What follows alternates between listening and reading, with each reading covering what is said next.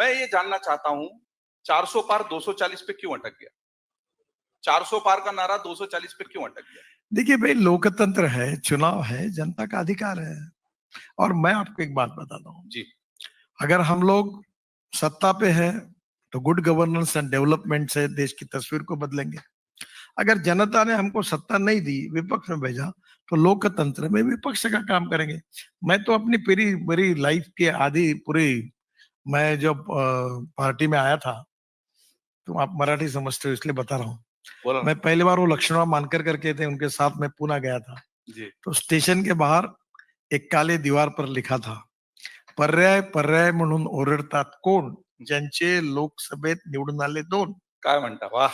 मैंने उसका अर्थ ऐसा था कि जो पर्याय पर्याय करके चिल्ला रहे थे, उनके लोकसभा में दो चुनकर आए।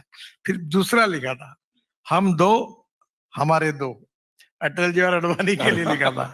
तो वो उस स्थिति से आए, हम काम करते रहे। मैं इमरजेंसी में राजनीति में आया हूँ। देखिए, politics is the instrument of socio economic reform. इस देश के गांव, गरीब, मजदूर, किसान, उसके भलाई के लिए हम क्या कर सकते हैं? इस देश की जनता को सस्टेनेबल जीवन मिले, उसके लिए हम क्या कर सकते हैं? कोई कोशिश करनी चाहिए। सर, एक और सवाल पॉलिटिक्स का, फिर वापस डेवलपमेंट के। तो एक दो बहुत जरूरी प्रश्न है, मेघवाल जी भी आ गए हैं। मैं चूंकि अब सिर पर है चुनाव, महाराष्ट्र के चुनाव में, आप महाराष्ट्र से ही आते हैं, महाराष्ट्र की राजनीति से गहरा आपका जुड़ाव है और खुद वहां पर आपने बहुत कार्यशील रहकर बहुत सारे काम किए हैं। लोकसभा में अपेक्षित परिणाम नहीं आए आपकी पार्टी के। कहां गड़बड़ हुई? जो दो पार्टियां वहां की थी मुख्य, उन दोनों के दो फाड़ हो गए और ऐसा लगा कि फायदा शायद भाजपा को मिलेगा, नहीं मिल पाया। और अब सामने विधानसभा के चुनाव है और माना जा रहा है कि अभी भी स्थिति बहुत अच्छी नहीं है, लेकिन आपका क्या आकलन है खुद का?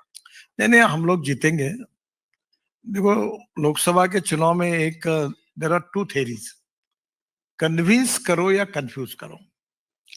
तो एक हमारे यहाँ बड़े प्रमाण पे जरिए हम संविधान को बदलने वाले हैं। विशेष रूप से मैं जहां से हूँ, मेरे कॉन्स्टिट्यूंसी में 40% दलित और मुस्लिम है। तो वहां इतना बड़ा वो एक नैरेटिव बन गया कि जिसके कारण पूरे महाराष्ट्र में हमको काफी प्रॉब्लम है। पर अब लोगों को पता चला कि हम कोई संविधान बदलने वाले नहीं है। तो मुझे लगता है इस बार हम महाराष्ट्र में अच्छा काम करेंगे और we are expecting good results. मैं सर फिर से डेवलपमेंट पे आता हूँ। आपने कहा कि पहाड़ों में जो है वो दिक्कत है, प्राकृतिक आपदाएं हैं, इसलिए वहां की सड़कें खराब होती है और वो समझा जा सकता है। लेकिन मुख्य हाईवेज जो बड़े शहरों के बीच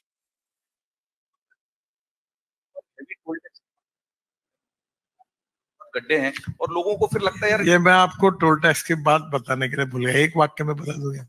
बता दीजिए। और गड्ढों पर भी जरूर नहीं सर, गड्ढे भी बताऊंगा जी। जो सुन रहे हैं इस लाइव को, अमर उजाला, मैं आपको बता रहा, आपने कार्यक्रम ये 5 स्टार होटल में लिया, इसका तो आपको किराया देना पड़ेगा। इसका चाय 200 रुपए का होगा। आपको ऑप्शन था रामलीला मैदान का हम वही बैठ जाते, फुकट में। पर वहां गड्ढे नहीं होना चाहिए सर। वहां गड्ढे नहीं होना। देखो, पहली बात, if you want good services you have to pay for it, पूरे वर्ल्ड। एग्रीड। अब दूसरी बात जो है, आज ही मेरे यहाँ बहुत अच्छी मीटिंग हुई और टोटल पूरे रोड पर पीडीए और आरओ ने 49,000 किलोमीटर का चेकिंग किया और उसमें से जो गलतियां निकली, उसमें से उसका डाटा मैं आपको आज पूरा दे दूंगा। देखिए, प्रॉब्लम यह है कि जो बिटुमिन रोड है, बिटुमिन और पानी की दुश्मनी है और जब बरसात बहुत ज्यादा हो जाती है तो बिटुमिन रोड उखड़ जाते हैं। तो अभी हमने नया उपाय ढूंढा है। अब आप मेरे कॉन्स्टिट्यूंसी में आएंगे नागपुर, तो पूरा कंक्रीट रोड है। तो हम क्या करते हैं कि जो एक बेस अच्छा मजबूत होता है, उसके ऊपर 6 या 8 इंच की कंक्रीट की व्हाइट टॉपिंग करते हैं। टेक्नोलॉजी आई है उससे 25 साल, अभी मैं 25 साल से नागपुर में रोड बनाकर हो गए, एक भी गड्ढा नहीं पड़ा। तो अब हम कंक्रीटिंग कर रहे हैं धीरे धीरे। वैसे भी एनएचए के रोड खराब नहीं है ज्यादा। आप दिल्ली मुंबई हाईवे पे जाओ या कोई भी बड़े रोड पर जाओ, जनरली हम क्वालिटी में काफी ये है, पर कुछ जगह आ सकती है तकलीफ। तो अभी आज ही मैं आपको, आज आपकी अच्छी हुई बात, आज ही मैं सोशल मीडिया में डाल दूंगा कि कितने स्पॉट निकले, कौन से रोड पर निकले, कितने इंप्रूव हुए। और मैंने कहा कि जो मेंटेनेंस वाले को नोटिस भेज दिए। बहुत बढ़िया। मतलब सर, ज्यादातर लोगों ने, मैं ये भी कहूंगा कि अप्रिशिएट किया है सारे काम को, और वो ये कहते हैं कि जब वो इतना अच्छा काम कर रहे हैं तो इस मुसीबत से भी छुटकारा देंगे तो और ज्यादा अप्रिशिएट करेंगे। ये मिल जाएगा एक 15 दिन के अंदर। ये अमर उजाला संवाद के मंच से एक हमारा ऐप, ट्रांसपेरेंसी भी है। नहीं, मैं हमारा एक ऐप है और मैं जनता को आह्वान करता हूं कि एनएच के ऊपर, अगर आपको गड्ढा एनएच के ऊपर, अब वो ग्राम पंचायत का भी रोड, राज्य का भी रोड, उसका मेरा संबंध नहीं। नेशनल हाईवे पर अगर कोई गड्ढे मिलते हैं तो ऐप पर तुरंत भेजिए, फोटो खींचिए। वो खुद मैं चेक करता हूँ, फोटो भी भेजिए, हम लोग उसको सुधारेंगे। बहुत बढ़िया बात सर। दो विवादित ऐसे कानूनों की बात जिसकी चर्चा देश में बहुत ज्यादा रही। भारतीय न्याय संहिता लागू हो गई एक तारीख से, लेकिन उसमें हिट एंड रन कानून सबसे ज्यादा चर्चा में रहा। ट्रक ड्राइवरों ने इतनी लंबी हड़ताल भी की। आपने कहा कि भाई आप केवल टक्कर मार के भाग जाओगे तो चलेगा नहीं, हम पकड़ेंगे, लेकिन सारे ट्रक ड्राइवर ने हड़ताल की और उसको आपको फिर स्थगित करना पड़ा। उसी के बाद हम देखते हैं कि पोर्शे जैसा केस जो पुणे का आप जानते हैं, वही बंबई में भी केस हो गया बीएमडब्ल्यू का। लोग टक्कर मारकर भागते हैं, जवाबदारी नहीं लेते, लेकिन सारे ट्रक ड्राइवरों ने हड़ताल कर दी और वो कानून उस स्वरूप में जैसा चाहते थे आप लागू नहीं हो। देखिए, उनकी बातों में एक लॉजिक था कि एक्सीडेंट जब होता है और ट्रक ड्राइवर या बस ड्राइवर वही खड़ा होता है तो 90% अनुभव ऐसा है कि जनता आती है, उसको बाहर से निकाल कर उसकी पिटाई करती है, मार देती है उसको। एक जगह कुछ जगह तो मार दिया, इसलिए रुकते नहीं, भाग जाते। तो इसलिए वो डर के कारण भाग जाते हैं। तो उनकी समस्या है, उसका निदान किया गया। अब रही बात, ये हमने अभी नया कानून लाया और जो माइनर लड़का है वो अगर गाड़ी चलाता है ऐसी, तो उसके माँ बाप को सजा है। अब हमने फाइन भी डबल कर दिया। प्रॉब्लम क्या है कि रोड इंजीनियरिंग में सुधार करना, ये पहली बात। ऑटोमोबाइल इंजीनियरिंग में हमने लगभग सुधार कर दिया, मैं उसी का मंत्री हूँ। अब रोड सेफ्टी में मुझे भी बहुत दुख होता है। ये एक विषय जो है जिसमें हमको सफलता नहीं मिली, मैं स्वीकार करता हूँ। 5 लाख एक्सीडेंट हो रहे, 1.5 लाख लोगों की मौतें हो रही है और 3 लाख लोगों के हाथ पैर टूट रहे हैं। अभी हमने करीब 40,000 करोड़ खर्चा करके जहां एक्सीडेंट होते हैं उसमें ब्लैक स्पॉट इंप्रूव भी की है। हमारे डीपीआर की गलती है, उसको भी सुधारा है। पर आने वाले समय में मैं आपको एक ही बात बता रहा हूँ। ये कल मैं आ रहा था, हमारे हाईवे पर एक महिला एक लड़के को यहाँ पकड़ के, एक को हाथ पकड़ के रोड के ऊपर वो चढ़ के वो वहां से क्रॉस कर रही थी। अब मैंने हमारे अधिकारियों को बुलाया कि रोड के बीच में जो ऐसा बैरियर तैयार करिए कि कितना भी एथलेटिक्स का भी कोई प्लेयर होगा तो भी छलांग नहीं मार सकता। अभी लोगों की आदत है, कहीं भी घुस जाते हैं, रेड सिग्नल होगा तो गाड़ी घुसा देते उल्टी हैं, दिशा में गाड़ी चलाते हैं, लेन डिसिप्लिन का पालन नहीं करते, ड्राइविंग लाइसेंस के बारे में सीरियस नहीं है। ये जो ह्यूमन बिहेवियर है, ये जब तक बदलेगा नहीं तब तक। देखो आप, मैं अभी ऑस्ट्रिया में गया था, जैसे मैं खड़ा था रोड पर, सामने वाली गाड़ी रुक गई, रुक जाते। अपने आप रुक गई। क्या इस प्रकार का एजुकेशन, इस प्रकार की रिस्पॉन्सिबिलिटी, संवेदनशीलता, ह्यूमन बिहेवियर, ये हमारे नागरिकों में हमको लाना पड़ेगा, उनको सुधारना होगा, तभी हो पाएगा।